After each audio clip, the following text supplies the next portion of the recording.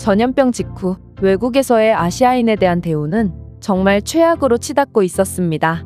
사실 피해는 중국 바로 옆에 위치해 있는 한국이 가장 많이 받았다고 해도 과언이 아닌데, 외국인들의 시선에서는 한국인과 중국인을 구분하는 게 쉽지가 않아서 한국인들까지 묶여서 좋지 못한 대우를 받곤 했죠. 그러나 한국은 이러한 시련을 멋지게 극복했습니다. 바로 전염병 기간 동안 한국의 우수한 콘텐츠들이 굉장한 인기를 끌게 되면서 그간 엄청나게 실추됐었던 아시아인에 대한 이미지를 끌어올리며 한국하면 세련되고 멋있는 이미지가 떠오르도록 긍정적인 이미지를 심었기 때문인데요. 하지만 한국은 이에 만족하지 않고 계속해서 우수한 콘텐츠들을 제작해내서 이제는 전 세계인들이 한국인들을 반기며 어떻게든 자국에 방문한 한국인 관광객들과 인사해보고 말을 걸어보고 싶어 안달이 상황이죠. 그리고 이런 엄청난 한류 열풍이 그 어느 곳에서보다 강하게 부는 유럽 국가가 있다고 합니다. 바로 폴란드인데요. 사실 폴란드는 최근 한국의 자주포나 전차 등 한국 무기를 엄청나게 수입하고 있어 한국 내에서도 이 정도면 형제의 나라 아니냐는 소리까지 나오고 있을 정도로 우호적인 관계를 유지하고 있는 국가죠. 이런 폴란드에서 K-팝, 한국 드라마, 한국어, 한식, 심지어 아직은 유럽인들에게 익숙하지 않다는 김치까지 엄청난 유행을 끌고 있어 사실상 폴란드의 모든 분야에서 한국이 빠지지 않고 있다고 합니다. 하지만 폴란드는 이렇게 한국이 전 세계인들이 선망하는 국가로 발돋움하기 전에도 한국에 꾸준한 호감 표시를 보내왔으며 한국을 따뜻한 눈길로 바라보고 있었다고 하는데요. 유럽의 백인들이 한국의 인지도가 지금과 같지 않을 때도 반겨줬다니 조금 놀라운 사실인데, 그렇다면 이들은 왜 이렇게 한국인들을 반겨줬을까요? 그 이유는 생각보다 단순합니다.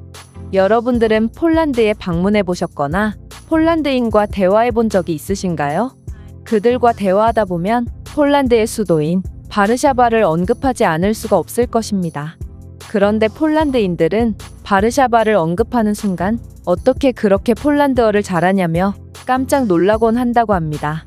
왜냐하면 다른 나라들은 바르샤바의 영문식 발음인 월소라고 발음하지만 한국만 거의 유일하게 바르샤바라고 발음하기 때문이죠. 사실 이건 한글만의 과학적인 외래어 표기법 덕분이긴 하지만 폴란드인들은 자신들의 수도를 제대로 발음해주는 한국인들에게 고마움을 느낀다고 합니다. 또한 한국과 폴란드의 역사가 비슷한 것도 하나의 이유라고 하는데요.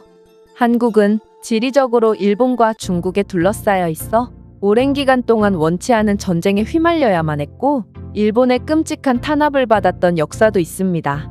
그리고 폴란드 또한 독일과 러시아라는 강대국들에 둘러싸여 있으면서 독일의 끔찍한 학살과 탄압을 받았던 역사가 있죠.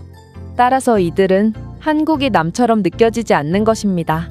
이 때문인지 폴란드는 일본과 갈등을 겪으면서까지 독도를 한국의 영토라고 표기해놓고 있는 몇 안 되는 국가로 TV에서도 일제강점기 등의 다큐를 꽤나 자주 방영해주며 역사 시간에도 일제강점기에 대해 배운다고 합니다. 이렇듯 폴란드인들에게 한국은 알게 모르게 내적 친밀감이 쌓인 상태였고 때마침 한류 문화가 유럽까지 퍼지게 되면서 이들은 더욱 경계 없이 한국의 문화를 받아들인 것이죠.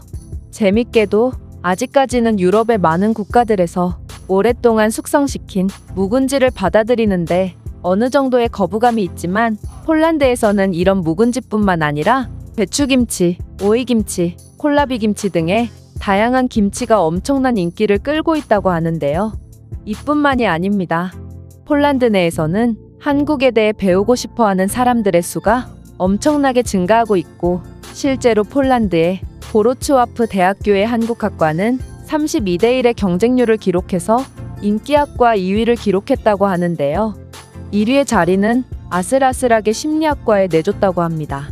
또한 현재 폴란드에서는 다른 유럽 국가들에서처럼 K-팝과 한국 드라마가 엄청난 인기를 끌고 있고 이런 한국에 대한 호감을 바탕으로 한국어를 공부하는 폴란드인들도 급증했다고 하는데요. 한국인이 폴란드의 약국에 갔더니 약사가 폴란드어로 설명을 하다가 안 되겠는지 한글로 약 복용 방법을 적어준 것은 정말 유명한 일화라고 할 수 있죠. 폴란드인들의 이러한 한국 사랑은 걷잡을 수 없이 커지고 있어 이제는 폴란드에 방문한 한국인 관광객에게 특별한 대우까지 해주고 있다고 하는데요. 이들은 한국인이라고 생각되는 사람들에게 먼저 말을 걸며 친구가 되려고 한다고 합니다. 특히나 이러한 현상은 한류 문화를 더욱 적극적으로 수용하는 경향이 있는 젊은 층들을 중심으로 엄청난 유행을 끌고 있다고 하는데요. 아무래도 한국어는 한국인들만 모국어로 사용하고 있어서 한국어를 구사할 수 있는 인구도 적을 뿐만 아니라 폴란드에 방문하는 한국인들도 그렇게 많지는 않은 상황이기 때문에 이들은 한국어 구사 능력 향상과 한국 문화에 대해 궁금한 점이 많다는 이유로 한국어 원어민과의 대화를 무척이나 선호한다고 합니다. 재밌게도 우리는 처음 보는 외국인과의 한국어 대화가 조금 어색하고 말이 잘 안 통할 거라 생각하지만 글로벌 커뮤니티에 올라온 폴란드인들의 글들을 보면 이들과 한국인들의 대화는 생각보다 원활한 듯 보입니다. 왜냐하면 폴란드인들의 한국어 학습에 대한 열정은 생각보다 진지하고 실제로 한국어 능력 시험을 치러서 한국어 자격증까지 취득할 정도로 한국어를 잘하는 폴란드인들이 생각보다 많기도 하고 이들은 K-팝과 한국 드라마 같은 한국의 콘텐츠들부터 맥주에 소주를 타먹는 소맥과 한국만의 독특한 요리법인 불닭게티와 삼겹살 비빔면까지 한국에 대해 이미 너무도 잘 알고 있어서 아무리 처음 보는 사이더라도 마치 오래도록 친구였던 것처럼 원활한 의사소통이 된다고 합니다. 불과 10수년 전까지만 해도 오히려 우리가 유럽 국가들의 관광객들을 잘 대우해주고 그들의 언어를 배우기 위해 직접 유럽 현지를 방문해서 억지로라도 현지인들에게 말을 거는 상황이었는데 어떻게 이렇게 단기간 만에 상황이 180도 바뀔 수가 있는지 우리의 급성장한 경제 수준처럼 문화 수준도 경이로운 성장 속도를 보이고 있는 것을 보면 정말 한국인으로서 자랑스러운 감정이 들기도 하고 한국을 사랑해주는 폴란드인들에게 고마워지기도 하는데요. 그렇다면 이에 대한 다른 외국인들의 반응은 어떤지 댓글을 통해 해외 반응을 살펴보겠습니다. 한국인들의 민족성은 우리와 비슷한 것 같아. 나는 영국으로 축구를 보러 간 적이 있는데 공교롭게도 손흥민을 응원하러 온 한국인들이 태극기를 들고 열띤 함성을 보내고 있더라고. 한국인들은 영국인들보다 훨씬 크고 우렁차게 응원을 했고 실제로 관중석에는 우리와 한국인들의 목소리밖에 안 들렸어. 한국은 뭐 하나 빠지는 분야가 없는 것 같아.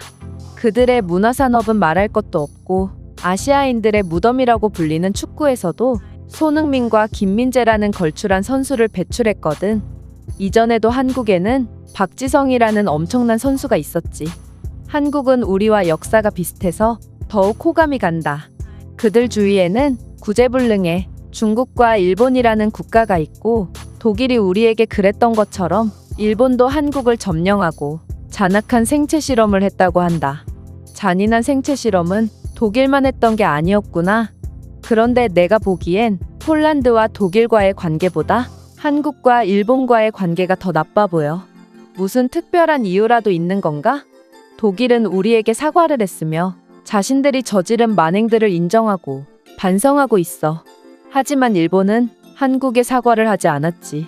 그리고 이들은 오히려 한국을 미워하는 적반하장의 태도를 보이고 있어. 해외여행을 가본 적도 관심도 없던 저희 엄마가 요즘 가장 가고 싶어 하는 곳은 바로 한국이라고 해요. 엄마는 한국 드라마에 빠져 살고 있으며 드라마 속에 나오는 한국의 장소들을 꼭 가보고 싶다고 하네요. 나도 이번 가족 여행으로 한국을 다녀왔어. 한국을 선택하게 된 결정적 이유는 엄마와 여동생 때문이지만 사람들도 친절하고 굉장히 마음에 들었지. 다만 적지 않은 비용이 들긴 했어. 한국인들이 친절한 건 정말 인정한다. 그리고 나는 한국어를 어느 정도 배우고 한국에 갔는데 다른 외국인들보다 훨씬 좋은 대우를 받았어. 이렇게 내 나라를 사랑해주는 외국인들에게 아낌없이 베풀어주는 부분은 폴란드와 상당히 유사한 것 같아. 한국과 폴란드는 비슷한 역사를 가졌고 이제는 우리도 한국의 경제산업과 문화산업의 성공을 따라갈 때가 됐어.